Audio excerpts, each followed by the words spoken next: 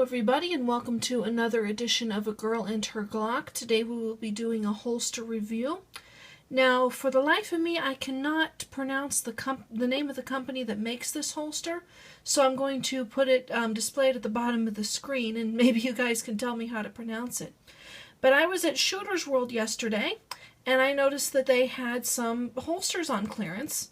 And so I went to check it out just to see what they had because I was kind of thinking about getting a new holster for my M&P Shield. And I noticed that they had the bargain bin. And they had a bunch of these holsters from this company. These normally retail for anywhere between $75 to $80. And they had them, you know, in their packaging and on their display cards and everything. They had it marked down to $30. So I thought, you know, the $80 to $30, that's a pretty good discount. So I went and looked to see if they had anything for one of my guns. And at the very bottom of the pile, I found this one. And it did not have its packaging card or anything on it. It had been removed from that.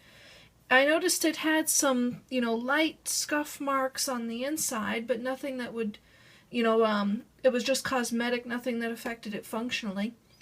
And all it had on the sticker was, all it had as far as a sticker goes in front was a little piece of tape with Shield handwritten on it. And so I thought, hey, this, you know, this could work for my M&P Shield. That would be perfect. And so I went and I turned it over to look at the back, and lo and behold, there's a red sticker on it that says bargain bin, $10. So I got an $80 holster for $10. You can't beat that deal. And I wore it, you know, I wore it today and I love it. As you can see, it is all Kydex. There's no leather here, so if you happen to be a vegetarian or a vegan, this would be a good holster. It would meet that criteria. As you can see, it's custom molded to fit the gun. And if you turn it over, you notice that this is an outside the waistband holster because this, the belt goes through this. There's no hooks or anything. But you can see it's all molded in the back, very sturdy. And it's quite comfortable because it does ride outside the waistband. You know, you don't get that pressing into your hip like you get with a lot of inside the waistband. But the downside of being outside the waistband, especially in Florida, which is a very warm climate and not an open carry state yet, is that you really have to worry about outside the waistband printing because we don't wear as many jackets and things as you do up north. But I do have several very loose, baggy shirts that this works perfectly with. I was wearing one of mine that was given to me by a friend. It's about thanking SEAL Team 6.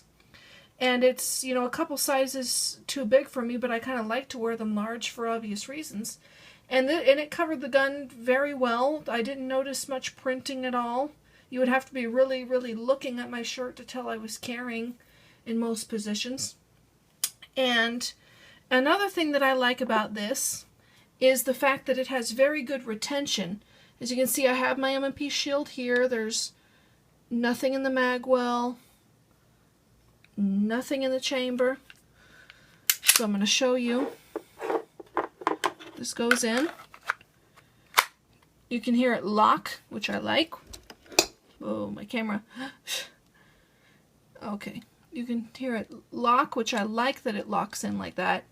And as you can see, it would be very difficult for somebody to just come up and take this out of your belt, off your waistband. It actually is easier, a little bit easier to unholster when it's, you know, when it's actually got a belt there, but you can see it retains it very well. And you have to really deliberately pull, which I like in holsters, especially those that go outside the waistband. This one would be very good, I think, for, you know, open carry, which we'll hopefully have here soon, or in climates where you're wearing, or places where you're wearing a lot of jackets and suit coats.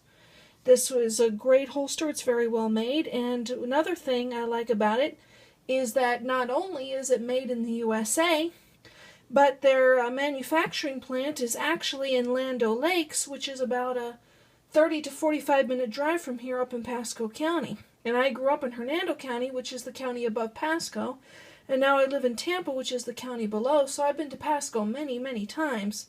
And I like the idea that this, that this company is local, and by supporting and promoting their products that I'm supporting local jobs, although I want to make it clear that I'm not being sponsored or paid to say any of this. I actually do like the holster, but I really like, supporting my friends' families and all of that by supporting the Pasco and Tampa economies. But anyway, if you're looking for a very nice outside the waistband Kydex holster, I would look no further than this one.